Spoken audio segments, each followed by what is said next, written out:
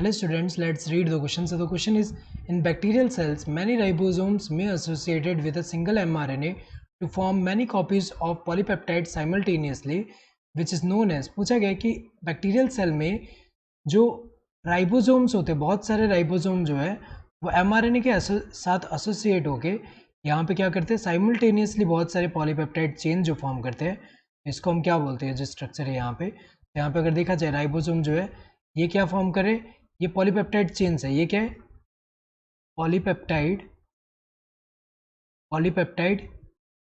Chains हैं। और ये क्या है, राइबोसोम्स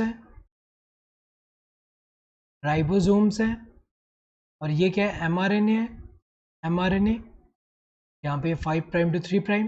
तो अगर देखा जाए कंटिन्यूसली मूव करके एक ही साइमल्टेनियसली बहुत सारे पॉलीपेप्टाइड चेन जो फॉर्म करते हैं, इसको हम क्या बोलते हैं, ये पूरा जो बन रहा है इसको हम बोलते हैं पॉलीजोम।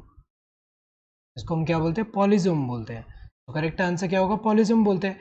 इंक्लिजम बॉडी तो नहीं बोलते। इंक्लिजम बॉडी क्या होता है कि जो बैक्टीरियल सेल है इनके अंदर कुछ जो यहाँ पे क्या होता है, रिजर्व मटेरियल स्टोर करने के लिए क्या होते हैं कि ये कुछ बॉडीज़ होते हैं, कुछ बॉडीज़ है यहाँ पे जो बॉडीज़ होते हैं ये क्या होते हैं, ये बॉडीज़ जो होते हैं ये कोई भी मेम्ब्रेन सिस्टम से बाउंडेड नहीं है, ये फ्रीली प्रेजेंट होता है साइटोप्लाज्म में।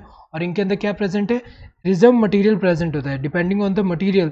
जैसे किसी में कार्बोहाइड्रेट यहाँ पे स्टोर्ड हो सकता है, या फिर कुछ जो होते हैं जो आरएनए से बने होते हैं और स्टोर करते हैं डिफरेंट नाइट्रोजन एंड फॉस्फोरस, जैसे जो वॉल्यूटिन ग्रेन्यूल्स होते हैं।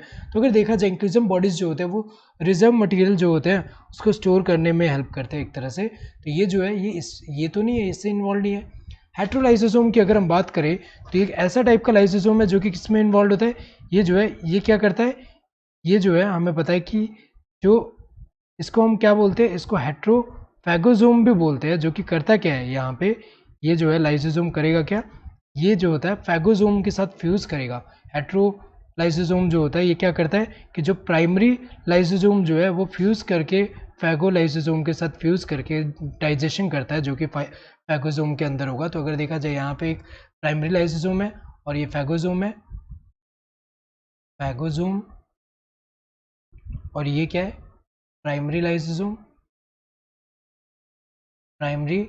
लाइसोसोम।